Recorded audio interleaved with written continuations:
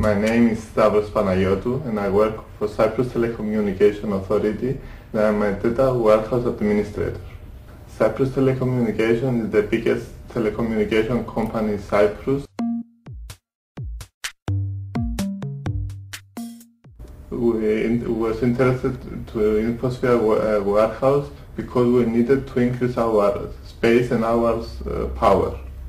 Since we installed InfoSphere warehouse, we have an increase of performance 3 to 5 times.